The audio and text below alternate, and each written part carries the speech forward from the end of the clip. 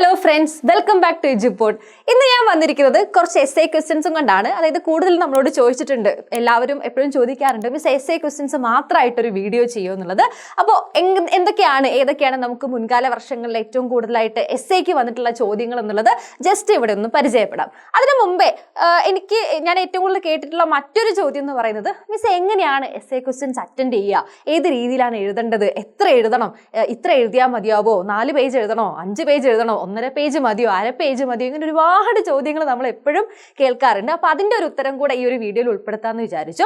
അപ്പോൾ എസ്സേയുടെ ഒരു പ്രത്യേകത എന്ന് പറയുന്നത് എല്ലാവർക്കും അറിയാം, നമുക്ക് 8 മാർക്കിനാണ് ഏറ്റവും വലിയ മാർക്ക് എന്ന് പറയുന്നത്. ഈ പരീക്ഷയ്ക്ക് 8 മാർക്കിന്റെ എസ്സേ ക്വസ്റ്റ്യൻസ് ആണ്. 2 ക്വസ്റ്റ്യൻസ് ആണ് നമുക്ക് ഉണ്ടാവുക. അതായത് 3 ചോദ്യങ്ങൾ ഉണ്ടാവും. അതിൽ നമ്മൾ എത്ര എണ്ണം തിരഞ്ഞെടുക്കണം? 2 ചോദ്യങ്ങൾ തിരഞ്ഞെടുത്ത് 2 ചോദ്യങ്ങളാണ് നമ്മളതിൽ ഉത്തരം എഴുതേണ്ടത്. അപ്പോൾ ഈ 2 ചോദ്യങ്ങൾ അറ്റൻഡ് ചെയ്ത് അതിൽ ഫുൾ മാർക്ക് കിട്ടിയാൽ തന്നെ നമുക്ക് എത്ര മാർക്ക് കിട്ടിയടാ? 16 മാർക്ക് കിട്ടി. അതുകൊണ്ടാണ് ഈ എസ്എ ടോപ്പിക് ഇമ്പോർട്ടൻ്റ് ആണ്, വളരെ പ്രധാനപ്പെട്ടതാണെന്ന് പറയുന്നത്. ഈ 8 മാർക്കിന്റെ ചോദ്യം പോലെ തന്നെ പ്രധാനപ്പെട്ടതാണ് കേട്ടോ. 6 മാർക്കിൻ്റെതും വലിയ വ്യത്യാസമൊന്നുമില്ല. നമ്മൾ നന്നായിട്ട് പഠിക്കേണ്ട ടോപ്പിക്സ് തന്നെയാണ് ഈ പറയുന്ന 6 മാർക്കിൻ്റെതും. അതും നമുക്ക് ഒരുപാട് ക്വസ്റ്റ്യൻസ് ആയിട്ട് വരികയും ചെയ്യും, നന്നായിട്ട് അത് അറ്റൻഡ് ചെയ്യുകയും വേണം. അപ്പോൾ ഇനി ഇത് എങ്ങനെ എഴുതണം എന്ന് ചോദിച്ചു കഴിഞ്ഞാൽ, നിങ്ങളിപ്പോൾ ഒരുപാട് പേജുകൾ എഴുതി കൂട്ടിയത് കൊണ്ട് എന്തില്ല, പ്രത്യേകിച്ച് കാര്യമില്ല. അപ്പോൾ നമ്മൾ എന്ത് ചെയ്യണം? നമ്മൾ കൃത്യമായിട്ട് അത് പ്ലാൻ ചെയ്യേണ്ടതുണ്ട്. അതായത് ഈ എസ്എ ക്വസ്റ്റ്യൻസിന് നമ്മൾ ആൻസർ പഠിക്കുമ്പോൾ നേരത്തെ എന്ത് വേണം? നമുക്ക് കൃത്യമായിട്ട് ചില പ്ലാനിങ്ങുകൾ ഉണ്ടെങ്കിൽ ഈ 8 മാർക്ക് നമുക്ക് കൃത്യമായിട്ട് അടിച്ചെടുക്കാൻ പറ്റുള്ളൂ. അപ്പോൾ ആ പ്ലാനിങ് എന്താണെന്ന് വെച്ചാൽ അത് ഇത്രയേ ഉള്ളൂ, ശ്രദ്ധിക്കുക. നിങ്ങൾ ആദ്യം ഓർക്കേണ്ടത്, നമ്മൾ എത്ര പേജ് എഴുതി കൂട്ടിയാലും ഇതിന് എത്ര മാർക്കേ കിട്ടുള്ളൂ? 8 മാർക്കേ കിട്ടുള്ളൂ. പക്ഷെ ഇതിൽ എന്ത് വേണം? നമുക്ക് ചുരുങ്ങിയ സമയത്തിനുള്ളിൽ കൂടുതൽ പോയിന്റ്സ് ഉൾപ്പെടുത്തിക്കൊണ്ട് എഴുതാൻ വേണ്ടി പറ്റണം. ഇത് ഒരു വിഭാഗം ആൾക്കാരുടെ പ്രശ്നമാണ്. മറ്റൊരു വിഭാഗം നേരിടുന്ന ഒരു പ്രശ്നം എന്താണെന്ന് വെച്ച് കഴിഞ്ഞാൽ, എസ്എ ക്വസ്റ്റ്യൻ എന്ത് ചെയ്യും?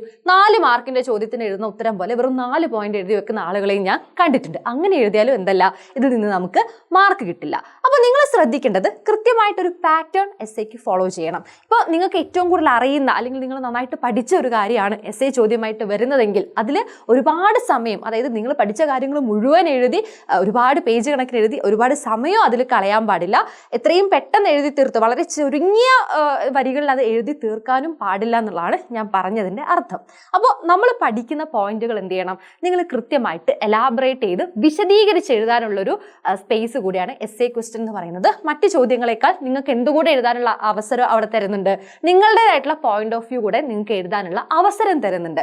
അതാണ് ക്രിട്ടിക്കലി എന്ന് പറഞ്ഞുകൊണ്ട് നമുക്ക് ചിലപ്പോൾ ചോദ്യങ്ങൾ വരാറുണ്ട്. അതായത് ചില കാര്യങ്ങളെ വിമർശനാത്മകമായി വിശദീകരിക്കാൻ, ഇല്ലെങ്കിൽ എന്താ, ചില സമയങ്ങളിൽ ഏതെങ്കിലും ഒരു വിഷയം തന്നിട്ട് അതിനെ ഉദാഹരണ സഹിതം വിശദീകരിക്കുക എന്നായിരിക്കും. അപ്പം നിങ്ങൾ എന്ത് ചെയ്യണം? വിത്ത് എക്സാമ്പിൾസ് അതിനെ നന്നായിട്ട് നിങ്ങൾ വിശദീകരിച്ച് നന്നായിട്ട് ഡിസ്ക്രൈബ് ചെയ്തിട്ട് വേണം അതിൻ്റെ ആൻസർ എഴുതാൻ. പിന്നെ പലപ്പോഴും നിങ്ങൾ എന്ത് ചെയ്യണം? ഒരു ഇൻട്രൊഡക്ഷൻ കൊടുക്കണം എസ്എ ക്വസ്റ്റിന്. അതുപോലെ തന്നെ ഒരു കൺക്ലൂഷൻ, ഒരു അവസാനവും എന്തിനു കൊടുക്കണം? എസ്എ ക്വസ്റ്റിന് കൊടുക്കണം. അല്ലാതെ നമ്മൾ വെറും പോയിന്റുകൾ എഴുതിയിട്ട് പോവുക എന്നുള്ളതിൻ്റെ അപ്പുറത്തേക്ക് ഈ ഒരു പാറ്റേൺ ഫോളോ ചെയ്യുന്നത് നല്ലതായിരിക്കും. പിന്നെ നിങ്ങൾ എന്ത് ചെയ്യുക? മെയിൻ പോയിന്റ്സും അതിൻ്റെ ഇടയിൽ ഉൾപ്പെടുത്തുക. കൃത്യമായിട്ട് പോയിന്റുകളായിട്ടാണെങ്കിൽ നിങ്ങൾക്ക് ബുള്ളറ്റ് പോയിന്റ്സ് ഒക്കെ ഇട്ടിട്ട് അത് എഴുതിയാൽ നല്ല വൃത്തിയാവും. പിന്നെ പ്രധാനപ്പെട്ട പോയിന്റുകൾ എഴുതുന്ന സമയത്ത് അതിനകത്ത് അണ്ടർലൈൻ ചെയ്തൊക്കെ എഴുതി കഴിഞ്ഞാലും നന്നാവും. അപ്പോൾ ഈ വളരെ കുറച്ച് എഴുതേണ്ട ആവശ്യമില്ല, അതുപോലെ തന്നെ ഒരുപാട് പേജ് കണക്കിനും എന്തെഴുതേണ്ട ആവശ്യമില്ല, എസ്എ ക്വസ്റ്റിന് ആൻസർ ചെയ്യേണ്ട ആവശ്യമില്ല. അപ്പോൾ ഇത് രണ്ടിൻ്റെയും ഇടയിൽ നിന്നുകൊണ്ട് നമുക്ക് നമ്മളുടെ പരീക്ഷാ സമയത്തിന് അപഹരിക്കാത്ത വിധം നിങ്ങൾ എന്ത് ചെയ്യണം? എല്ലാ പോയിന്റുകളും ഉൾപ്പെടുത്തിക്കൊണ്ട് വേണം എസ്എ ക്വസ്റ്റ്യൻസ് അറ്റൻഡ് ചെയ്യാൻ. ഈ ഒരു കാര്യം നിങ്ങളെ ഓർമ്മിപ്പിക്കുകയാണ്. അപ്പോൾ 8 മാർക്ക് എന്ന് പറയുമ്പോൾ എങ്ങനെ പോയാലും നിങ്ങൾ 1.5 പേജ് 2 പേജിൻ്റെ അടുത്ത് നമുക്ക് എഴുതാനുണ്ടാവുന്ന ഒരു കണ്ടന്റ് ആണ് മിക്കവാറും എന്തിൽ വരാറുള്ളത്? എസ്എ ക്വസ്റ്റിനകത്ത് വരാറുള്ളത്. ആ ഒരു കണ്ടന്റ് മുഴുവൻ അതിനകത്ത് എഴുതാൻ പറ്റുന്ന തരത്തിൽ നിങ്ങൾ എന്ത് ചെയ്യണം? ആ ഒരു കാര്യത്തെ നിങ്ങൾ പഠിക്കുമ്പോൾ തന്നെ ക്രമീകരിച്ചെങ്കിൽ മാത്രമേ നമുക്ക് എക്സാം ഹാളിൽ പോയിട്ട് അത് നന്നായിട്ട് അവിടെ പെർഫോം ചെയ്യാൻ പറ്റുള്ളൂ എന്നുള്ള കാര്യം നേരത്തെ ഓർമ്മിക്കുക. സോഷ്യോളജിക്കകത്ത് പലർക്കും പ്രശ്നങ്ങൾ പറ്റുന്നത് ഈ ഒരു പ്ലാനിങ്ങിനകത്താണെന്നാണ് എൻ്റെ ഒരു മനസ്സിലാക്കൽ. ഓക്കെ, അപ്പോൾ ഞാൻ ഈ ഒരു ക്വസ്റ്റ്യൻ വെച്ചിട്ട് നിങ്ങൾക്ക് ഇനി പറഞ്ഞുതരാം. അതായത് sociology and other social sciences are related to each other. Justify this statement with examples. Okay, ഇതാണ് ഈ ഒരു ക്വസ്റ്റ്യൻ എന്ന് പറയുന്നത്. അതായത് ഈ ക്വസ്റ്റ്യൻ നമുക്ക് എങ്ങനെ എഴുതാന്നുള്ളത്, സമൂഹശാസ്ത്രം മറ്റു ശാസ്ത്ര വിഷയങ്ങളുമായി ബന്ധപ്പെട്ടിരിക്കുന്നു. ഈ പ്രസ്താവനയെ ഉദാഹരണ സഹിതം വിശദീകരിക്കുക, ഉദാഹരണ സഹിതം ന്യായീകരിക്കുക എന്നുള്ളതാണ്. അപ്പോൾ ഇതൊരു പ്രീവിയസ് ഇയർ ക്വസ്റ്റ്യൻ ആണ്. ഇതാണ് നമ്മുടെ എസ്എ ചോദ്യങ്ങളുടെ പ്രത്യേകത എന്നും പറയുന്നത്. അതായത് ഒന്നുകിൽ എന്തുണ്ടാവും? ഇങ്ങനെ ഒരു പ്രസ്താവന തന്നിട്ട് അതിനെ ഉദാഹരണ സഹിതം വിശദീകരിക്കുക വിശദീകരിക്കുക. എന്താണ് പറഞ്ഞിട്ടുള്ളത്? ജസ്റ്റിഫൈ ദിസ് സ്റ്റേറ്റ്മെന്റ് വിത്ത് എക്സാമ്പിൾസിന്റെ സഹായത്തോടു കൂടി ഈ തന്നിരിക്കുന്ന പ്രസ്താവനയെ വിശദീകരിക്കാനാണ്. അപ്പൊ ഇത് നമ്മൾ എങ്ങനെ ആൻസർ ചെയ്യും? ഇതിന് നമ്മൾ ആൻസർ ആയിട്ട് കൊടുക്കേണ്ടത് എന്താ? Sociology and it's relationship with other social science disciplines. ഈ ഏരിയയിൽ നിന്നാണ് നമ്മൾ ഇതിന് ആൻസർ കൊടുക്കേണ്ടത്. എന്താണ് സോഷ്യോളജിയും മറ്റ് സമൂഹശാസ്ത്ര വിഷയങ്ങളും തമ്മിലുള്ള ബന്ധം എന്നുള്ള ചോദ്യത്തിന് ആ ഒരു ഏരിയയിൽ നിന്ന് നമുക്ക് എന്ത് രീതിയിലും നമുക്ക് ഈ ഒരു ആൻസർ എഴുതാം. അപ്പൊ ഇതിനെ എങ്ങനെ എഴുതും നിങ്ങൾ? ഇതിനെ നിങ്ങൾ എഴുതേണ്ടത്, നമ്മൾ ആദ്യം എന്ത് പറയണം? എന്താണ് സോഷ്യോളജി? സോഷ്യോളജി എന്ന് പറഞ്ഞു കഴിഞ്ഞാൽ എന്താണ്? സോഷ്യോളജി എന്താണ് എന്നുള്ളത്. What is sociology? എന്തായിരുന്നു? വാട്ട് ഈസ് സോഷ്യോളജി എന്നുള്ളത് ഇമ്പോർട്ടൻ്റ് ആണ്. എന്താണ് സോഷ്യോളജി? എന്തിനെ കുറിച്ച് പഠിക്കുന്ന? സ്റ്റഡി അബൌട്ട് സൊസൈറ്റി അല്ലെ? സ്റ്റഡി അബൌട്ട് സൊസൈറ്റി, സമൂഹത്തെ കുറിച്ച് പഠിക്കുന്ന പഠനശാഖയാണ് എന്ത്? സമൂഹശാസ്ത്രം എന്ന് പറയുന്നത്. അപ്പോൾ ഈ സമൂഹത്തെ കുറിച്ച് പഠിക്കുന്ന പഠനശാഖ ആയതുകൊണ്ട് തന്നെ മറ്റ് സാമൂഹ്യ ശാസ്ത്ര വിഷയങ്ങളുമായി ആർക്ക് ബന്ധമുണ്ട്? സോഷ്യോളജി എന്ന് പറയുന്ന വിഷയത്തിന് മറ്റ് സാമൂഹ്യ ശാസ്ത്ര വിഷയങ്ങളുമായി ബന്ധമുണ്ട്. അതുകൊണ്ട് ഈ ഒരു പ്രസ്താവന വളരെ ശരിയാണെന്ന് വേണമെങ്കിൽ നമുക്ക് പറയാം അല്ലെ? അതായത് സമൂഹശാസ്ത്രം എപ്പോഴും എന്തുമായി ബന്ധപ്പെട്ടിരിക്കുന്നു? മറ്റ് സാമൂഹ്യ ശാസ്ത്ര വിഷയങ്ങളുമായി ബന്ധപ്പെട്ടിരിക്കുന്നു. അതിന് നിങ്ങൾക്ക് കുറച്ചുകൂടി കണ്ടന്റ് എന്ത് ചെയ്യാം? അതിനുള്ളിൽ നിങ്ങൾക്ക് ഉൾപ്പെടുത്താം. നമുക്ക് വേണമെങ്കിൽ സോഷ്യോളജിക്കൽ ഇമാജിനേഷൻ നമുക്ക് അതിനുള്ളിൽ ഒരു കാര്യമായിട്ടൊക്കെ പറയാം. അങ്ങനെ സോഷ്യോളജിയെ കുറിച്ചും ഈ ഒരു പ്രസ്താവനയെ കുറിച്ച് ആദ്യത്തെ ഒരു പാരഗ്രാഫിൽ നിങ്ങൾക്ക് എന്ത് ചെയ്യാം? നിങ്ങൾക്ക് എഴുതാം. പിന്നെ എന്താണ് പറഞ്ഞിട്ടുള്ളത്? ഈ പ്രസ്താവനയെ ഉദാഹരണ സഹിതം വിശദീകരിക്കുക. എന്തൊക്കെ ഉദാഹരണങ്ങളുണ്ട് നമുക്ക്? അതായത് സോഷ്യോളജി മറ്റ് സമൂഹശാസ്ത്ര വിഷയങ്ങളുമായി ബന്ധപ്പെട്ടിരിക്കുന്നതിനകത്ത് നമുക്ക് എന്തൊക്കെ ഉദാഹരണങ്ങൾ എഴുതാം? ഒന്ന് പറഞ്ഞിടേ, എന്തൊക്കെയാണ് ഉദാഹരണങ്ങൾ? അതിൽ നമ്മൾ ആദ്യം പഠിക്കുന്നുണ്ട് സോഷ്യോളജിയും എന്തും തമ്മിലുള്ള റിലേഷനാടാ? ഹിസ്റ്ററി എന്ന് പറയുന്ന വിഷയം അല്ലെങ്കിൽ ചരിത്രം എന്ന് പറയുന്ന വിഷയവുമായിട്ടുള്ള ബന്ധം. ഇത് എന്തിനു ഉദാഹരണമാണ്? സമൂഹശാസ്ത്രം മറ്റു വിഷയങ്ങളുമായിട്ട് ബന്ധപ്പെട്ടിരിക്കുന്നതിന് ഉദാഹരണമാണ് അല്ലേ? നമ്മളത് കൃത്യമായിട്ട് പഠിച്ചിട്ടുണ്ട്. പിന്നെ പിന്നെ സോഷ്യോളജിയും അതുപോലെ തന്നെ പൊളിറ്റിക്കൽ സയൻസുമായുള്ള ബന്ധം അല്ലെ? പൊളിറ്റിക്കൽ സയൻസുമായിട്ടുള്ള ബന്ധം, രാഷ്ട്രമീമാംസയായിട്ടുള്ള ബന്ധം നമ്മൾ പഠിച്ചിട്ടുണ്ട്. ഇനി എന്തിനു പറയുന്നു? സോഷ്യോളജി അതുപോലെ തന്നെ നമ്മളുടെ സൈക്കോളജി അല്ലെ? സൈക്കോളജി എന്ന് പറയുമ്പോൾ നമ്മൾ പറഞ്ഞിട്ടുണ്ടായിരുന്നു ആരെയാ പഠിക്കുന്നത്? ഓരോ വ്യക്തിയെയാണ് പഠിക്കുന്നത്. സോഷ്യോളജി എന്ന് പറയുമ്പോഴോ സമൂഹത്തെ കുറിച്ചാണ് പഠിക്കുന്നത്. പക്ഷേ സമൂഹത്തിനകത്തെ വ്യക്തികളെ മനസ്സിലാക്കാൻ, വ്യക്തികൾ തമ്മിലുള്ള ബന്ധങ്ങൾ മനസ്സിലാക്കാൻ, വ്യക്തികളുടെ പ്രശ്നങ്ങൾ മനസ്സിലാക്കാൻ പലപ്പോഴും നമുക്ക് എന്ത് ആവശ്യമായിട്ട് വരാറുണ്ട്? സൈക്കോളജിയുടെ മെത്തേഡ്സ് ഒക്കെ നമ്മൾ ഉപയോഗിക്കാറുണ്ട്. ഇങ്ങനെയാണ് എന്ത് ചെയ്യുന്നത്? മറ്റു വിഷയങ്ങളുമായിട്ട് സോഷ്യോളജി ബന്ധപ്പെട്ടിരിക്കുന്നത്. ഇനി അതുപോലെ തന്നെ ആന്ത്രപ്പോളജി അല്ലെ? നരവംശ ശാസ്ത്രവുമായിട്ട് സോഷ്യോളജി എങ്ങനെ ബന്ധപ്പെട്ടിരിക്കുന്നു? ഇങ്ങനെ ഒരുപാട് ഉദാഹരണങ്ങൾ നമ്മൾ എന്ത് ചെയ്യുന്നുണ്ട്? ഒന്നാമത്തെ ചാപ്റ്ററിനകത്ത് കൃത്യമായിട്ട് പഠിക്കുന്നുണ്ട്. അപ്പൊ ഈ ഒരു ചോദ്യം നമ്മൾ ഇതെന്ത് ചെയ്യും? നമുക്ക് ഈ ചാപ്റ്ററിൽ പഠിക്കാനുണ്ടല്ലോ. നമ്മളിപ്പോ സോഷ്യോളജിയും ഹിസ്റ്ററിയും തമ്മിലുള്ള ബന്ധം എന്താണ്? അതൊക്കെ സെപ്പറേറ്റ് നമ്മൾ പഠിച്ചു പോയിട്ടുണ്ടാവും. പക്ഷെ ചോദ്യം വരുന്നത് എങ്ങനെയാടാ? ചോദ്യം ഇങ്ങനെ ഒരു സ്റ്റേറ്റ്മെന്റ് തന്നിട്ട് ഇതിനെ ഉദാഹരണ സഹിതം വിശദീകരിക്കാൻ പറയുമ്പോൾ ചില ആളുകൾ എന്ത് ചെയ്യും? ചിലപ്പോഴെങ്കിലും നിങ്ങൾക്ക് എന്ത് ചെയ്യും? അയ്യോ കൺഫ്യൂഷൻ ആവും. ഇതിൽ ഏതൊക്കെയാണ് എഴുതേണ്ടത്? ഇത് ഏത് ഭാഗമായിരുന്നു? അയ്യോ എന്താണ് എന്നുള്ളൊരു കൺഫ്യൂഷനും ചിലപ്പോൾ വരാം. അപ്പൊ നിങ്ങൾ ഓർക്കേണ്ടത് ഓരോ കണ്ടന്റ് പഠിക്കുമ്പോഴും അതെന്താണ് എന്നുള്ളത് കൂടെ മനസ്സിലാക്കുക. കാരണം ചിലപ്പോൾ ഈ ഒരു ക്വസ്റ്റ്യൻ നിങ്ങൾ സമൂഹശാസ്ത്രവും ചരിത്രവും തമ്മിലുള്ള ബന്ധം എന്ത്, അല്ലെങ്കിൽ സമൂഹശാസ്ത്രവും മനഃശാസ്ത്രവും തമ്മിലുള്ള ബന്ധം എന്ത് എന്ന് ചോദിച്ചാൽ നമുക്ക് പെട്ടെന്ന് എഴുതുമായിരിക്കും. പക്ഷേ ഇതൊക്കെ എന്താടാ? ഇതൊക്കെ സമൂഹശാസ്ത്രത്തിന് മറ്റ് വിഷയങ്ങളുമായിട്ടുള്ള ബന്ധമാണെന്നുള്ള കാര്യം ഓർക്കണം. അപ്പോൾ ഈ ഒരു കാര്യങ്ങൾ എന്തിൻ്റെയൊക്കെ അണ്ടറിലാണ് വരുന്നത്, അതായത് നമ്മൾ ഈ പഠിക്കുന്ന കണ്ടന്റിൻ്റെ ഒക്കെ ഹെഡിങ് എന്താണെന്നുള്ളതും കൂടെ നിങ്ങൾ എന്ത് ചെയ്യണം? മറന്നുപോകാതെ ചെക്ക് ചെയ്യണം. കാരണം നമുക്ക് എക്സാം ഹാളിലേക്ക് എത്തുമ്പോൾ ചിലപ്പോൾ അതിലൊക്കെ എന്ത് വരാൻ സാധ്യതയുണ്ട്? കൺഫ്യൂഷൻ വരാൻ സാധ്യതയുണ്ട്. അപ്പോൾ അതിനൊന്നും നിങ്ങൾ എന്ത് ചെയ്യരുത്? ഇട കൊടുക്കരുത്. അപ്പൊ ഈ ഒരു കാര്യങ്ങൾ, ഇതൊക്കെ ചെറിയ കാര്യങ്ങളാണെന്ന് അറിയാം, പക്ഷെ ഇതും നിങ്ങൾ എന്ത് ചെയ്യുക? ശ്രദ്ധിച്ച് ഉറപ്പുവരുത്തുക. അതൊക്കെ പഠിച്ചിട്ടുണ്ട് എന്നുള്ളത് ഉറപ്പുവരുത്തുക. അപ്പൊ ഇങ്ങനെയാണ് നിങ്ങൾ അത് എഴുതേണ്ടത്. അപ്പൊ നമ്മൾ ഉദാഹരണ സഹിതം നിങ്ങൾക്ക് ഇത്രയും കാര്യങ്ങൾ എഴുതിയാൽ തന്നെ എത്രയായിടാ? അത്യാവശ്യം കാര്യങ്ങളായി. പക്ഷെ നിങ്ങൾ എന്ത് ചെയ്യരുത്? ഇത് മുഴുവൻ എഴുതി ഈ തന്നിരിക്കുന്ന സമയം മുഴുവൻ ഈ ഒരു ക്വസ്റ്റിന്റെ മേലെ കളയരുത്. അപ്പൊ നിങ്ങൾ എന്ത് ചെയ്യുക? ഇതിനൊക്കെ ഒന്ന് ചുരുക്കിക്കൊണ്ട് കൃത്യമായിട്ടുള്ള കാര്യങ്ങളും കണ്ടന്റും എഴുതി ഒന്ന് അവസാനിപ്പിക്കുകയും കൂടെ വേണം. എങ്ങനെ നമുക്ക് അവസാനിപ്പിക്കാം? ഇത്തരം ഉദാഹരണങ്ങളിൽ നിന്ന് നമുക്ക് മനസ്സിലാക്കാം സോഷ്യോളജി, അതായത് സമൂഹശാസ്ത്രം എന്തുമായി ബന്ധപ്പെട്ടിരിക്കുന്നു? മറ്റ് സമൂഹശാസ്ത്ര വിഷയങ്ങളുമായി വളരെ അടുപ്പമുണ്ട്, അല്ലെങ്കിൽ വളരെയധികം ബന്ധപ്പെട്ടിരിക്കുന്നു. ഇതൊരു ഇന്റർ ഡിസിപ്ലിനറി സബ്ജക്റ്റ് ആണ് സോഷ്യോളജി എന്നുള്ളത് നമുക്ക് അവിടെ കൃത്യമായിട്ട് എന്ത് ചെയ്യാൻ പറ്റും? പ്രസ്താവിച്ചെടുക്കാൻ പറ്റണം. അതാണ് ഈ ഒരു എസ്സേ ക്വസ്റ്റ്യൻ കൊണ്ട് ഉദ്ദേശിക്കുന്നത്. ഇതിനകത്ത് നിങ്ങൾക്ക് നിങ്ങളുടേതായിട്ടുള്ള രീതിയിലും ഒക്കെ എന്ത് ചെയ്യാം? കാര്യങ്ങൾ ഉൾപ്പെടുത്താം. അപ്പോൾ ഇത്രയും കാര്യങ്ങളാണ് എസ്സേയുമായി ബന്ധപ്പെട്ട് എനിക്ക് പറയാനുള്ളത്. അപ്പോൾ അത് നിങ്ങൾ ശ്രദ്ധിക്കുക. അപ്പോൾ ഈ ചോദ്യങ്ങൾ ഈ രീതിയിലൊക്കെയാണ് ഉണ്ടായിരിക്കുക. അപ്പൊ അതിൻ്റെ അകത്ത് ഏതൊക്കെ കണ്ടന്റുകൾ ഉൾപ്പെടുത്തണം എന്നുള്ളതും കൂടെ നിങ്ങൾ കൃത്യമായിട്ട് ഓർത്ത് വെക്കുക. ഓക്കെ അല്ലേടാ? ഇനി നോക്കൂ അടുത്തൊരു question. What is social stratification? Caste and class are two different forms of social stratification. Discuss. അതായത് സാമൂഹ്യ ശ്രേണീകരണം എന്നാൽ എന്ത്? ജാതിയും വർഗവും രണ്ട് വ്യത്യസ്തമായ ശ്രേണികളുടെ രണ്ട് രൂപങ്ങളാണ്. ചർച്ച ചെയ്യുക എന്നുള്ളത്. അപ്പൊ ഇത് കഴിഞ്ഞ വർഷം, അതായത് കഴിഞ്ഞ ക്രിസ്മസ് എക്സാമിന് ചോദിച്ചിട്ടുള്ള ഒരു എസ്സേ ക്വസ്റ്റ്യൻ ആണ്. 8 മാർക്കിന്റെ ചോദ്യമാണ്. അപ്പൊ നമ്മൾ സാമൂഹ്യ ശ്രേണീകരണം ഒക്കെ എന്തായിരിക്കും, ചെറുതായിട്ട് 2 മാർക്കിന്റെ ഡെഫിനിഷൻ പോലെയൊക്കെ പഠിച്ചു വെച്ചിട്ടുണ്ടാവുള്ളൂ. അപ്പൊ ഇതിൽ നിന്നാണ് നമ്മൾ എന്ത് ചെയ്യേണ്ടത്? ഇതിൽ നിന്നാണ് നമ്മൾ എസ്സേ ആയിട്ട് അതിന് ഒരു എന്താ പറയാ, ഈ പറയുന്ന രൂപത്തിൽ, പ്രബന്ധ രൂപത്തിലൊക്കെ ആൻസർ ചെയ്യേണ്ടത്. അപ്പൊ ഒന്നുമില്ല, ഒരു പ്രശ്നമില്ല. നിങ്ങൾ പഠിച്ച കാര്യം എന്താണ്? നിങ്ങൾ മനസ്സിലാക്കിയിട്ടുള്ള എന്താണ് സാമൂഹിക ശ്രേണീകരണം എന്നുള്ളത് നിങ്ങൾ മനസ്സിലാക്കിയിട്ടുണ്ട്. എന്താടാ? It refers to existence of structural inequalities between groups in society. അതായത് വ്യത്യസ്ത ഗ്രൂപ്പുകൾ, സമൂഹത്തിലെ സംഘങ്ങൾക്കിടയിൽ, വ്യത്യസ്ത സംഘങ്ങൾക്കിടയിൽ നിലനിൽക്കുന്ന എന്ത് അസമത്വങ്ങളാണ്? ഘടനാപരമായ എന്ത് അസമത്വങ്ങളാണ്? ഘടനാപരമായ അസമത്വങ്ങളെയാണ് എന്തെന്ന് പറയുന്നത്? സാമൂഹിക ശ്രേണീകരണം എന്ന് പറയുന്നത്. അധികാരം, നേട്ടം എന്നിവയുള്ള അസമത്വം സാമൂഹിക ശ്രേണീകരണത്തിന് കാരണമാകുന്നുണ്ട്. അപ്പൊ ഇതായിരിക്കും നമുക്ക് അറിയുന്ന കാര്യങ്ങൾ. നമ്മുടെ ഈ ഒരു സ്ട്രക്ചറൽ ഇനീക്വാലിറ്റീസിനെയാണ് നമ്മൾ സോഷ്യൽ സ്ട്രാറ്റിഫിക്കേഷൻ അല്ലെങ്കിൽ സാമൂഹിക ശ്രേണീകരണം എന്ന് പറയുന്നത്.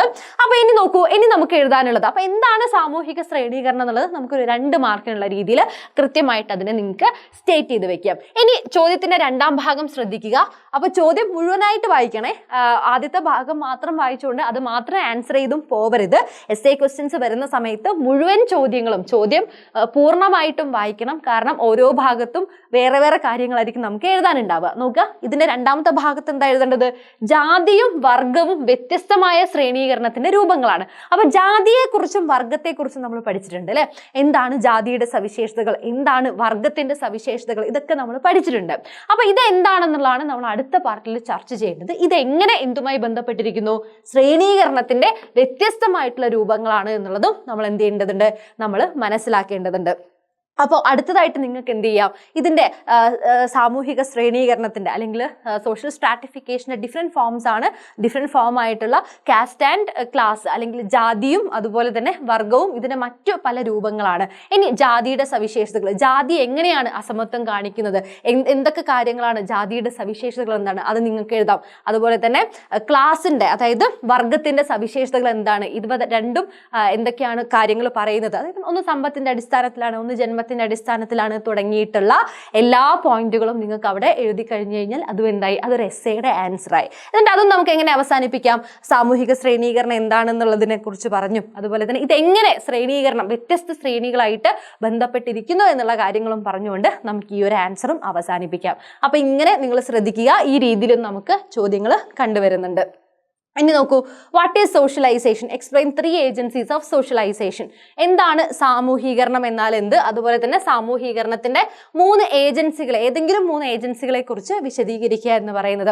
ഇതും വളരെ പ്രധാനപ്പെട്ട ക്വസ്റ്റ്യൻ ആണ് കേട്ടോ. നമുക്ക് ഒരുപാട് എന്താ പറയുക, പബ്ലിക് എക്സാമിന്, നമ്മളുടെ അവസാനത്തെ എക്സാമിനൊക്കെ എപ്പോഴും നമ്മൾ കണ്ടുവരുന്ന ഒരു ചോദ്യമാണ്. വളരെ പ്രധാനപ്പെട്ട ഒരു ചോദ്യമാണ്.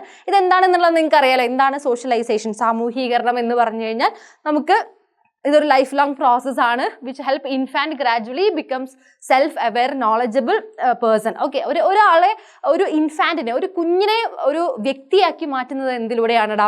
ഒരു കുഞ്ഞിനെ ഒരു വ്യക്തിയാക്കി മാറ്റുന്നത് ഈ ഒരു സോഷ്യലൈസേഷൻ എന്ന് പറയുന്ന ഒരു പ്രോസസ്സിലൂടെയാണ് എന്നുള്ളത് ഓർക്കുക. മനുഷ്യനെ സാമൂഹ്യ ജീവിയാക്കുന്നത് എന്താണ്? സാമൂഹീകരണമാണ്. സാമൂഹീകരണം അല്ലെങ്കിൽ എന്താവില്ല, വ്യക്തികൾക്ക് മനുഷ്യരെ പോലെ പെരുമാറാൻ പറ്റില്ല എന്നുള്ള കാര്യങ്ങളൊക്കെ നമ്മൾ പഠിച്ചതാണ്. ഇനി ഏജൻസികൾ ഏതൊക്കെയായിരുന്നു? കുടുംബം, വിദ്യാലയം, സംഘങ്ങൾ. അപ്പൊ ഇത് ജസ്റ്റ് ഞാൻ ഇവിടെ ഇപ്പൊ പോയിന്റുകൾ മാത്രമേ ഉൾപ്പെടുത്തിയിട്ടുള്ളൂ. നിങ്ങൾ എന്ത് ചെയ്യണം? എസ്സേ എഴുതുന്ന സമയത്ത് ഫസ്റ്റ് പാർട്ടിൽ മിക്കവാറും ഇതേപോലെ ഡെഫിനിഷൻസ് എഴുതാനായിരിക്കും കേട്ടോ. എന്നാൽ എന്ത് എന്ന് ചോദിക്കുമ്പോൾ അതിന് നമുക്ക് അത് എന്താണത് എന്നുള്ളതും അതിന്റെ കുറച്ച് ഫീച്ചേഴ്സ്, സവിശേഷതകളും കൂടെ എഴുതിയിട്ട് ആ ഒരു എ പാർട്ട് നമുക്ക് അവിടെ അവസാനിപ്പിക്കാം. ഇനി 3 ഏജൻസികൾ എന്താക്കാനാ പറഞ്ഞിട്ടുള്ളത്? വിശദീകരിക്കാനാണ് കേട്ടോ. ഏതെങ്കിലും 3 ഏജൻസികൾ വിശദീകരിക്കാൻ പറഞ്ഞ സ്ഥിതിക്ക് 3 ഏജൻസികളും എന്താണ് എന്നുള്ളതും അതിന്റെ ഒരു ഉദാഹരണ സഹിതം കൃത്യമായിട്ട് വിശദീകരിച്ച് തന്നെ നിങ്ങൾ അത് എഴുതേണ്ടതുണ്ട്. അപ്പൊ ഈ ഒരു ക്വസ്റ്റ്യന് ആ രീതിയിൽ നിങ്ങൾ ആൻസർ ചെയ്യണം. ആൻഡ് അടുത്തൊരു question, describe merits and demerits of participant observation.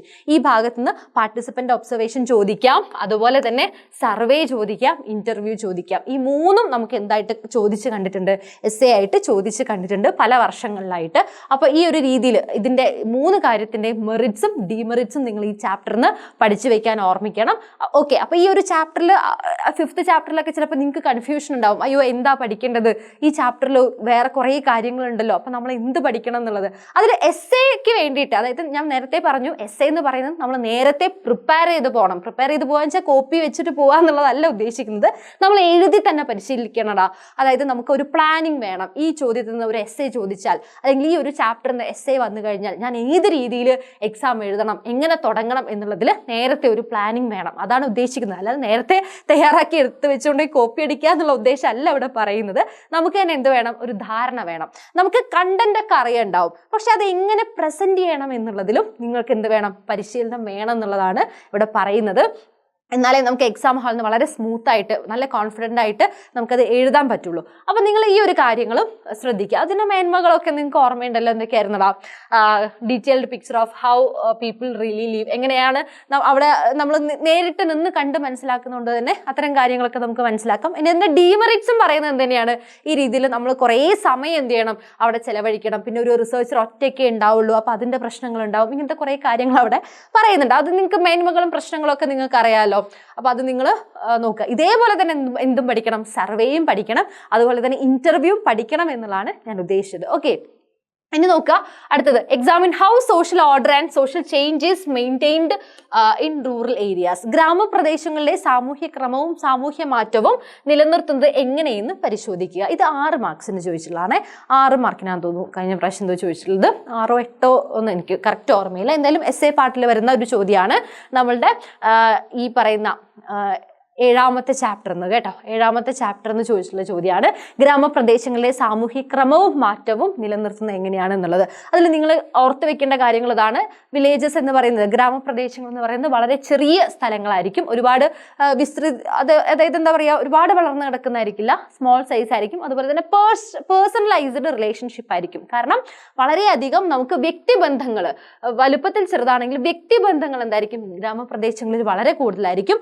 മാറ്റങ്ങൾ മന്ദഗതിയിലാണ്, അതായത് സ്ലോ ചേഞ്ച് ആയിരിക്കും ഇതിനകത്ത് വരുന്നത്. മാത്രമല്ല ഇവർ എന്ത് ചെയ്യുന്നുണ്ട്, ട്രഡീഷണൽ പാറ്റേൺ ഓഫ് ലൈഫാണ് അവർ എന്ത് ചെയ്യുന്നത്, ഫോളോ ചെയ്യുന്നത്. അപ്പോൾ ഇതൊക്കെയാണ് അവിടുത്തെ എന്ത് ക്രിയേറ്റ് ചെയ്യുന്നത്, ഒരു സോഷ്യൽ ഓർഡർ ക്രിയേറ്റ് ചെയ്യുന്നത്. ഈ കാര്യങ്ങളൊക്കെയാണ്. It depend on the dominant sections. പിന്നെ എന്ത് ചെയ്യുന്നുണ്ട്, ഗ്രാമപ്രദേശങ്ങൾ മിക്ക സ്ഥലങ്ങളിലും ആരെയാണ്, പ്രബല ജാതിക്കാരെ, ആരെയാണ് ഡൊമിനന്റ് സെക്ഷൻസ് എന്ന് പറയുമ്പോൾ പ്രബല വിഭാഗം. ഓക്കെ, പ്രബല വിഭാഗത്തിലുള്ള ആളുകളെ ഡിപ്പെൻഡ് ചെയ്തിരിക്കാറുണ്ട്. അപ്പം നിങ്ങൾ എന്ത് ചെയ്യണം, ആ ഒരു ഏരിയ പഠിച്ച്, ആ ഒരു ഏരിയ ആണ് നമുക്കിവിടെ എസ്സേ ആയിട്ട് ചോദിച്ചിട്ടുള്ളത്. അത് ഈ ഒരു ഭാഗങ്ങളെ കുറിച്ചൊക്കെ എന്താണ്, കൾച്ചറൽ ലാഗ് അല്ലെ, സാംസ്കാരിക ചലനമാന്ദ്യമൊക്കെ നിങ്ങൾക്ക് എന്ത് ചെയ്യാം, ഈ മാറ്റങ്ങൾ മന്ദഗതിയിലാണെന്ന് പറയുമ്പോൾ അതിനകത്ത് ഉൾപ്പെടുത്താം. അപ്പൊ ഈ ഒരു പോയിന്റ്സിനെ എലാബറേറ്റ് ചെയ്യാനുള്ള കണ്ടന്റുകൾ നിങ്ങൾക്ക് എന്ത് വേണം, ആ ഒരു ചാപ്റ്ററിൻ്റെ അകത്ത് അറിഞ്ഞിരിക്കണം. അതിനാണ് ഈ ടെക്സ്റ്റ് ബുക്ക് വായിക്കുക, അതായത് നന്നായിട്ട് നിങ്ങൾ തരുന്ന നോട്ട്സ് ഒക്കെ നന്നായിട്ട് വായിക്കുക, റീഡിംഗ് ഹാബിറ്റ് വേണം എന്ന് പറയുന്നത് ഇതിനാണ്. അതായത് നമ്മൾ ഈ പറയുന്ന 8 മാർക്കിന്റെ ക്വസ്റ്റ്യൻസിനകത്ത് നമുക്ക് എന്ത് ചെയ്തിട്ട് കാര്യമില്ല, ഗ്യാസ് അടിച്ചിട്ട് കാര്യമില്ല. ആദ്യം നിങ്ങളത് മനസ്സിലാക്കുക. സോഷ്യോളജി എക്സാം പേപ്പർ നോക്കുന്ന സമയത്ത് ഗ്യാസിന് 1 മാർക്ക് പോലും തരില്ല. എഴുതിയ സാധനങ്ങൾ പിന്നെ എഴുതുക, എന്തെങ്കിലും എഴുതി വെക്കാം എന്നുള്ള ധാരണയോട് കൂടെ ആരെങ്കിലും ഇരിക്കുന്നുണ്ടെങ്കിൽ മക്കളെ അത് നിങ്ങൾ മാറ്റുക. കാരണം +1 അല്ലേ, നമുക്ക് ഇനി അങ്ങനെ ഇല്ല. കാരണം നമ്മൾ വിചാരിക്കും കുറേ എന്തെങ്കിലുമൊക്കെ അങ്ങ് എഴുതിയാൽ പോരെ, ആ രീതിയിലല്ല. കൃത്യമായിട്ട് ആൻസർ കീ ഉണ്ടായിരിക്കും.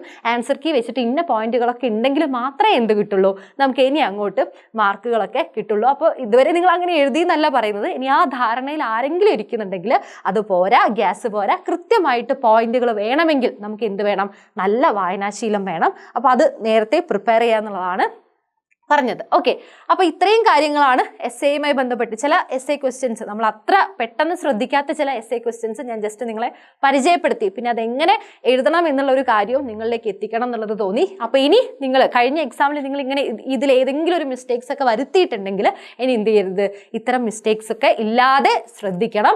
ഓക്കെ, അപ്പോൾ നന്നായിട്ട് നല്ല കോൺഫിഡൻ്റ് ആയിട്ട് ഓരോ ചാപ്റ്ററിലെയും എന്തൊക്കെയാണ് എസ്സേ ടോപ്പിക്സ് ഏതാണെന്നുള്ളതൊക്കെ നമ്മൾ ലൈവിൽ എപ്പോഴും പറയാറുണ്ട്.